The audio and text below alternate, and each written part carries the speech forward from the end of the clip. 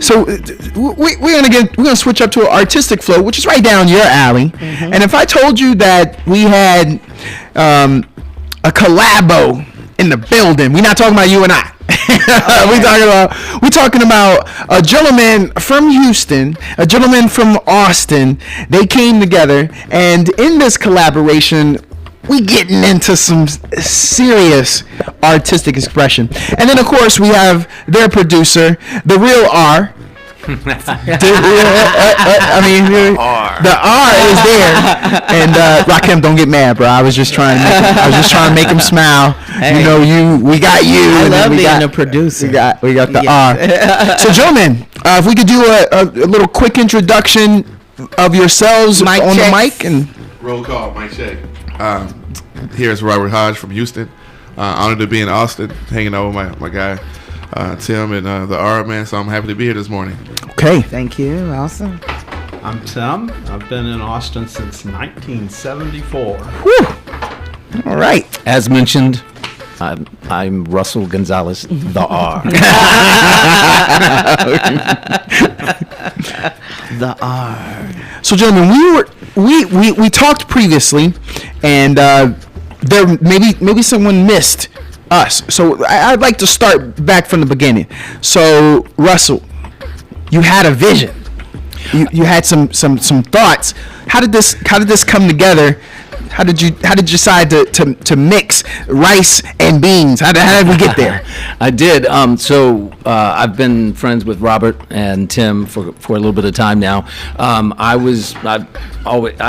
would pass their work in the lobby of the building that I live in, and every day I would kind of just look at these pieces and say, these two need to work together, And so once I started talking about it, they were both on board. They were both aware of one another, and it took a little time, a little planning, but once we hit the go button, that's just it was magic. Things just happened really well, and everything flowed, and the result's been phenomenal. Before we get to the gentlemen, the artists, what's better, Austin or Houston? Come on, Russell. Say it. Wait, say it, Russell. Go ahead, Russle. You know what? I like Austin in small Austin doses. Are we talking about? I like it. Old Austin and new Austin. Yeah. He said since the 70s. Yeah, I really love Houston. I've grown to love it even more. Yeah. And Austin I used to be a big fan of Austin. These days, I love coming here, spending time here in short blips and doses. Mm-hmm. I get my fix and then I go back home, and so that's a hard question, but home is where I am. So Houston, I'd have to go with Houston. I can't let H-Town down. I've lived in them both. I love Houston. Yeah, I do love Houston. I almost moved to Houston. Oh, but the loan for the house came through, so I ended up staying. And that's how we kept her. Exactly. That's how we almost lost her. That's no count. That means her heart is in Houston. Hey, hold on. I already found a job, and then for a black artist, I felt like that was close as I was gonna get to Atlanta. They were telling me here, no, you need to stay. We're bringing Hollywood and everything here. Yeah. I'm still waiting. Yeah. But well, they surpassed third largest city in America. It's kind of legit. They took it from, this is where I make her mad, they took it from Chicago. They used to be number 3, but they ain't no more. Chicago was second. Yep. That's my home though. Yeah, that's where she's from. That's why I love Houston, because it reminds Houston to me. Yeah, it's almost like it's like a country Chicago. Because all the Chicagoans are from the South anyway. That's why we got this kind of weird little accent going on. And so that's why I love Houston. I was born and raised in Houston, so I spent most of my youth there, and I've been a lot of places for extended periods of time. I've been in New York for a while, LA. Always, I come back to Houston, and that's just where it's at. That's where my family's at. So it's home. So Robert Hodge, Tim Kerr. Robert, I'm gonna let you take it to the rim. You're gonna get the alley-oop, and then I want to post Tim up in the corner so he can shoot that corner 3. So I did there, Mr. Kerr, because the last name. It's just I gotta get a basketball reference. So Mr. Hodge, yes, brother, first of all, how'd you get into art? Because Russell said your stuff was in the building he lived in. Yeah. Did your mama own that building? That's really dope. I wish. Okay, then that's how widespread. Tell us the journey, how you got to that point that you could have pieces in his domicile. Yeah. I think for most artists, it's a lifetime thing. I was in kindergarten knowing I wanted to be an artist. I mean, it was always there, and I tried to do other things to avoid it. Sometimes you're not sure where that journey can take you. Yes. So, where you come from any family really, they think about sustainability. They think about how can you live and survive and thrive. And so, but it's been there my whole life, man. I just kept with it and stayed through the journey, man. And I got into Russell's building. I don't know at that point. I don't know how I got in. I know we talked. And well, I left a big part out. I curate the lobby. Yeah, there we go. So, yeah. But listen, I've been doing Tim's work for forever. So it's a little edited Russell story. Tim didn't know who the hell I was. I knew who he was, and I wasn't sure if he wasn't going to want to collaborate with me because the generational gap. This guy's iconic. Yeah. No, seriously, I'm not even. I was talking like this last time. That he's here today to talk. No, you said it last time. Hopefully, he was able to get the clip that we have. We'll try to clip this one too. You said that you met your idol. Yeah, you met a gentleman that you aspired to be.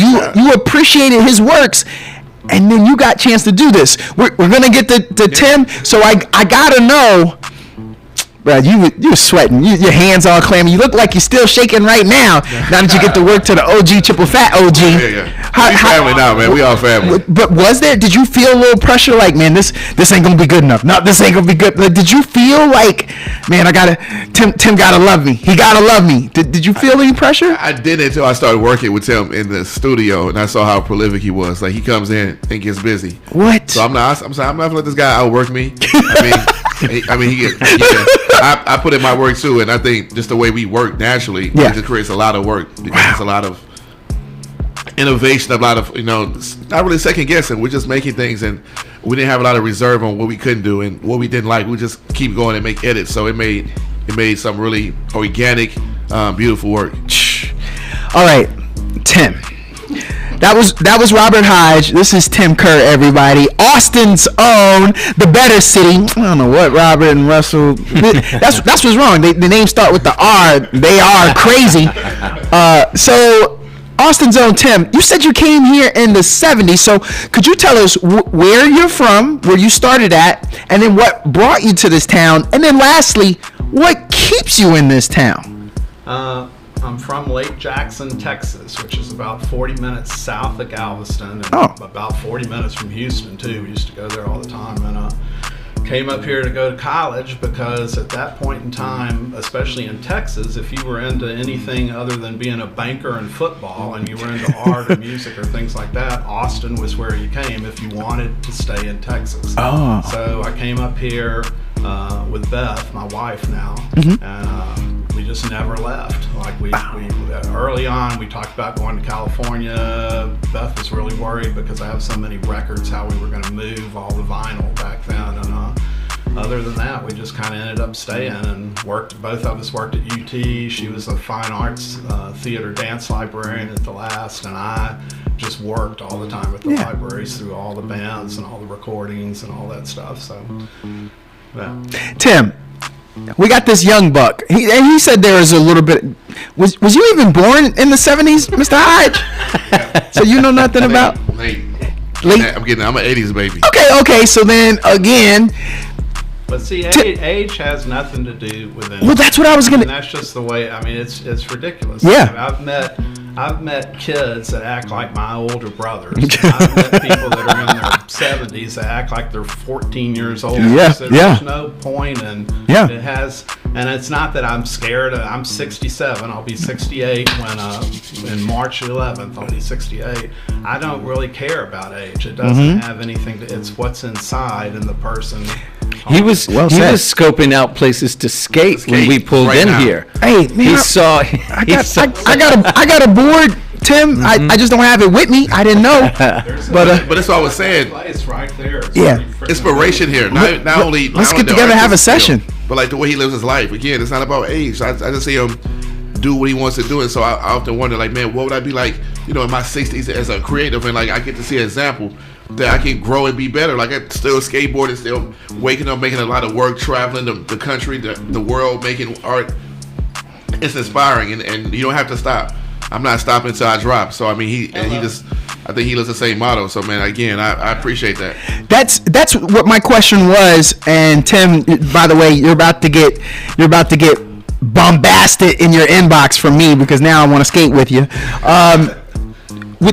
Last time we talked, Robert was saying how you just a down dude, and now I'm curious, since you've been able to bring it through the decades, how do you keep that ear to the street? Like, what makes, to your point, what makes it generational in that, universal in that you catch his eye and you can catch other people's eye? How do you stay on top of your grind? Just staying wide open. You just like, if you see something that's interesting or something that you want to make a statement about or talk about, and you see something happening, listen, look and watch and listen, and it's that. It's like, there's so many people that literally, their high school touchdown pass is either that or it's something that happened in the 70s or the 80s, or like you hear a lot of people about old Austin, which old Austin was totally different than what it is now. Yeah. And in a way, it was better because there was a lot more kind of openness and stuff. I don't even know how to explain it, but it's just like a lot of the pockets of the creatives or the creative people that were all living here are pretty much gone now because nobody can afford it and stuff. So it's just, I don't know. It's like it's stay open and like, watch for things and do things. I don't know how to explain it. Other Tim paints every day. He plays music every day. He's out there. He's staying active and he's on the scene. So that's one of the ways I would, from myself, that's how I keep. And also, I realized the trouble with me, and that's why I'm trying to stay quiet. They both know. Once you get going with me, I start telling all these crazy stories and all this kind of stuff. But what I was trying to get at was, it's amazing to me that people stop at certain times. Like something happens to them, and that's that. Because why? Like that's the best thing that's ever going to happen to me. That's the most depressing thing to me ever to hear that. Because it's, I hope I haven't seen the best thing yet. And there's so much crazy stuff that I've done and been in and been part of and all that. But once again, I for all of that, I hope I haven't seen the best thing yet. It sounds like you stay hungry, Tim, and I'm just kind of curious, were you raised that way? I stay alive, not hungry. Stay alive. That's it. You're living life. You're not just existing. That's exactly it. Time was now. Yes. So you guys are going to have No Kings But Us. Yep. And HodgeKe, as the collabo is. I think y'all went alphabetical order there, or did y'all arm wrestle for it? Whose name goes first? I was trying to figure that out. Probably. They both sound good either way to me. So. Yeah, it does. It does. The best compliment we got was some reporter came in there in Houston and was looking at the stuff and just went, "Well, it just looks like the same artist." Wow. So, yeah. So that's a good thing. Yeah. That's when it's a great collabo. When synchronicity is there. Yeah. I like that. So it's a collaboration. I get this from BladfordArtMuseum.org for HodgeKe. It's a collaboration between Houston-based artist and impresario Robert Hodge and Austin-based musician and artist, better city, Tim Kerr. Individually, are the R's getting mad? Miss Marley? I'm trying to get them mad. Tim got me. We love Texas in general, man. It's all good. The peace guy came in. But so this is individually, their work is steeped in a rich history between music and pop culture, and they share a deep interest in racial equality and human rights. For those who joined us late, this is the collabo of Robert Hodge and Tim Kerr. With mutual admiration, and those who are listening can already see that, and converging interests from color palette to messaging to medium, they have come together to entwine a creative vision. Now, I gotta know though, we're gonna hit y'all with the hard stuff. Let's go. What happens when there isn't a merging of the vision? Has that happened? How do y'all get to that point? If there's I'm thinking this, do you do you really have to hold and say, nah, I want this, let's do this, well, okay, I see what you're saying. Fight. Yeah, fight. I'm sorry. No. We got two ways. Either be at type of talk or Russell be the messenger between Robert. Tim has said. Yeah, he said, take that off. No, I'm just joking.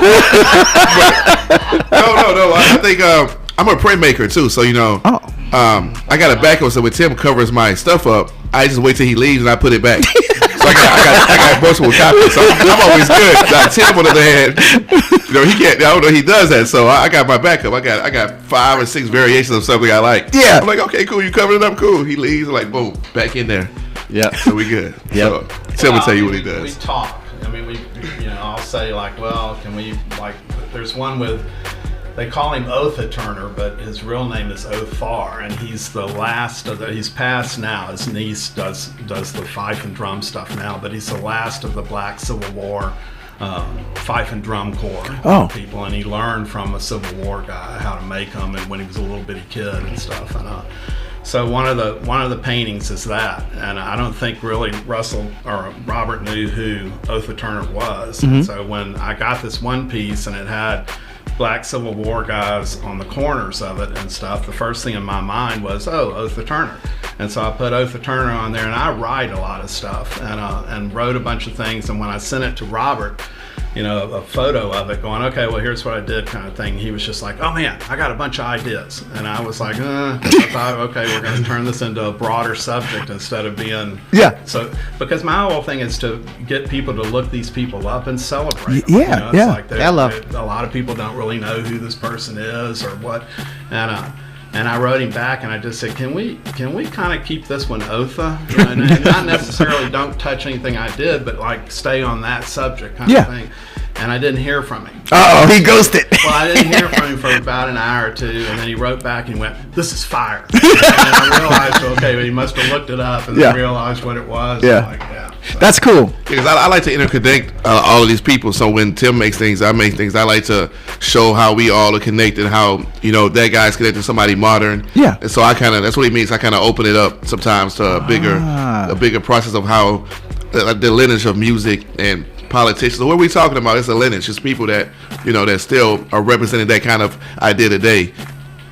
But the good thing is, like I said, I'm always learning something. I'm either showing him something new with his slang or whatever it is, and then I'm always learning back from him. So we're always in session of class. It's like, I knew who that was. And so again, it's always educational. It's history there. It's entertainment. It's composition. It's color. So you get all these things from the paintings. Well, it's also staying open. That's Like, I was given an advice one time from a professor, and he was like, to be successful and to really go somewhere, you have to constantly take on a learning for life type of attitude. Absolutely. And because even if you're a doctor, I'm sorry, science changes every few years, so you have to constantly elevate yourself in your education. And keeping that constant, I learned something every day, is a beautiful thing. My grandmother used to say, well, if you didn't learn anything each day, you have just wasted a day. Exactly. And I think when you constantly go through a mental where you're constantly going to be learning something, it's like think about the doctors. It's called a practice. Come on. Yeah. Right. And so, no, I'm always in student mode. I mean, I'm never like I'm a master. I'm always like, okay, I mastered this technique, and now I'm moving on to something else. So. In a way, we're all student teachers, is what I always think. Yeah. Yes. Because people literally like get influenced by,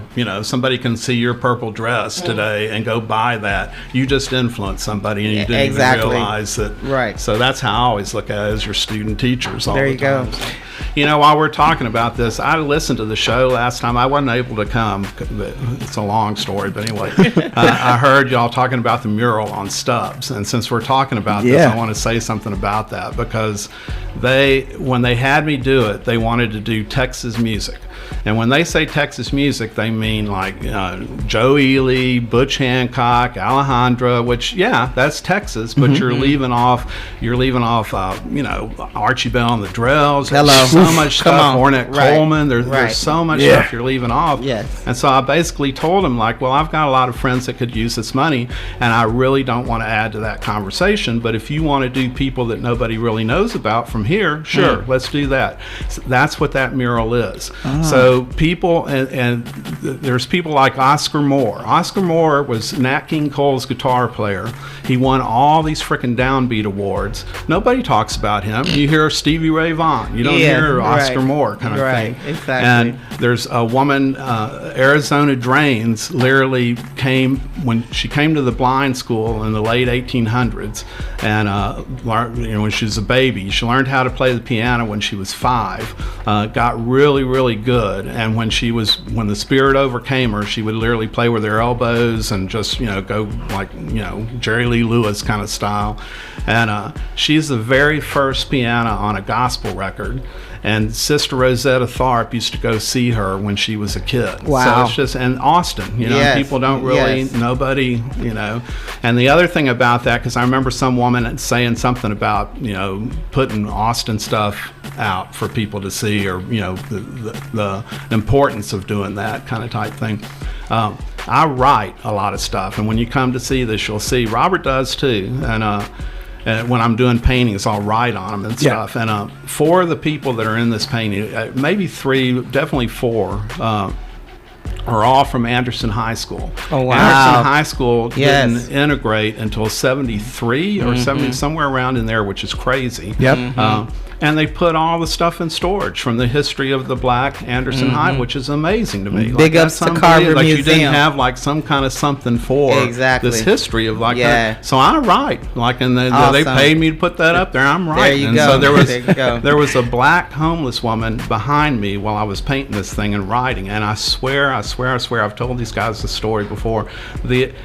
As soon as I finish the sentence and they put it all in storage, I hear her behind me going, I just went, if this gets covered up tonight, I don't care. That's the best validation ever. So, but it's still up. So people who live here, go see it if you want to go see it and read about a lot of history here. So. There you go. And big ups to Carver Museum, because they have a wonderful exhibit I've for seen Anderson, that, and I was like, wow, amazed when you hear the story. So yes. So we are going to tell a little bit about this idea. So No Kings But Us. That's going to be from May 20th to not May 20th, but this is the vision is the reopening. What's the idea for those who don't know? No Kings But Us. Yeah, I guess I tell my version. I mean, it's this thing that we all carry. It's an attitude. It's a silent confidence. It's something that helps you navigate the world. So, no kings, but it's kind of a mantra. You can look in the mirror and carry this energy again, just to navigate the world and survive and thrive. And so, for me, I feel like this is inner king. We all have it, and we share information about people that really have changed the landscape of the country through music, through politics, through activism. So for me, that's why I get like No Kings But Us. It's beautiful. It's just something to tell yourself, And it's not just us; it's all of us. Yeah. So, but this is the reopening. Last time we were here, February 12th, I believe. We opened that evening. Was it January? Yes, January 12th. There you go, January. Good job. 3 to 4 days later, the gallery caught on fire. Oh my God! And that's how hot the artwork was. Yeah, right. It was on. It started sparking. Well, I do have someone on the line, and they had a question. Happy Friday! You're on the morning grind. Happy Friday! There's your Happy Friday. Happy Friday. Happy Friday. Okay, so who did you say that Sister Rosetta Tharpe used to come and play the piano with her elbows? Oh, sorry, he didn't have the headphones. Okay. The question, could you restate the question? He didn't have headphones. Yeah. Who did Sister Rosetta Tharpe come play the piano here in Austin with her elbows? Arizona Drains. And the cool thing about it is everybody talks about, and Sister Rosetta Tharpe's really amazing. And there's a thing on YouTube. If you watch Let It Rain, you'll be smiling for a week after you watch that thing. Everybody says she's the queen or the main person for rock and roll. Because of her rhythm and the way her beat that she had. Arizona Drains had a really distinct rhythm and beat, and she used to go see Arizona Drains when she was a kid, so it's kind of like, okay, wait a minute. No, that rhythm, that beat might be further back. So, wow. Right. So that's why I'm calling and asking, because I'm also a historian, a music historian here in town, and I spend a lot of time talking about that. And so what you just told me right now, it's a light bulb moment for me, which is awesome. Cool. So thank you. Cool. Well, there you go. Student teacher. Not only yeah, but listen, check this out, though. Y'all know who HodgeKe is? Yep. Yeah. Right? So that means that rock and roll and rap music were born in Austin, Texas. Yeah, could be. Who knows? It goes further back than that. You always trying to start. It ain't Houston. It ain't Houston. I should have kept that to myself. The headphones. But it's a huge deal what you're just saying there, because it's right. Like Sister Rosetta Tharpe, so we do carry those rhythms with us when we go to create our music and our influences and everything. That's right. And nobody gives HodgeKe credit for inventing rap and the term rock and roll and the term R&B. Come on. Rhythm and blues. So that means that both of those genres were firmed up and started in Austin, Texas. Right here in Austin. Yes. So thank you for that little tidbit. I'm super excited. I'm going to be digging into that a whole lot more. She said thank you for that. She's going to be digging into that a lot more. Come to the show tonight. That's amazing. I'm so proud to be in Austin right now.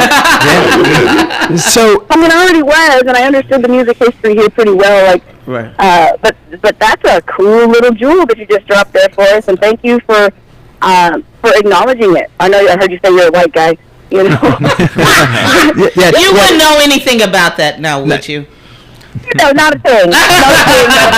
Yeah. Well, we hope you can make it tonight. And a black woman at the same time. There Some you folks go. have a hard time with it, but I'm both. It's a beautiful thing.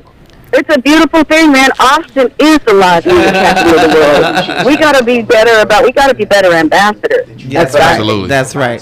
Love to love you, Thank you so much girlfriend. for your work. Love you. Have a good day, y'all. Hey, so we have to close out. So No Kings But Us, the reopening. The first was from January 12th to the 24th. We have the reopening. That's going to be tonight from 7 to 10. The new Big Medium, 4201 South Congress Avenue, number 323. Yes. For those that can come out. And we are 7 to 10 p.m. I just got to know, I already see I got to step up my hat game. We talked about that, Mr. Hodge. But so there's going to be some opportunities to mingle. You two will be there. Absolutely. The caller, Tim, if she wants to show up and pull your ear and talk a little more Austin music history, you're open to that. And then big time Houston Hodge, you'll make some time to stop talking Astros and you can get down with the. There's going to be some live music. It's going to be a big musical celebration at 7 o'clock. So we're not going to wait. Hey, be on time, people. How awesome! Because it's kind of to celebrate the reopening of this thing, and then we only lost one painting. We were unbelievably lucky. I was wondering about that. Yep. Wow. So this is kind of it's like a Pharaoh Sanders-y type kind of piece, and it's it's called Freedom, and everybody that comes is in the band. So all right, y'all heard it. They said APT, not HPT, not Houston people time. Be there on Austin people time. That's one time, Mr. Hodge, just so you know. I'm CP time. I'm supposed to be at 7:15. I was throwing some last minute Houston shade. Does that mean Christian people? I'm sorry. Gentlemen, gotta go. This was great. We're going to get to some sponsors, take a quick break. We'll do some social media. We'll do a social media pick for those that can come out. Make sure you guys understand this will be a great opportunity for you guys to see this collaboration. Doesn't matter what generation, what background. This is going to have crossover variations. I mean, this is going to be amazing. We'll be back.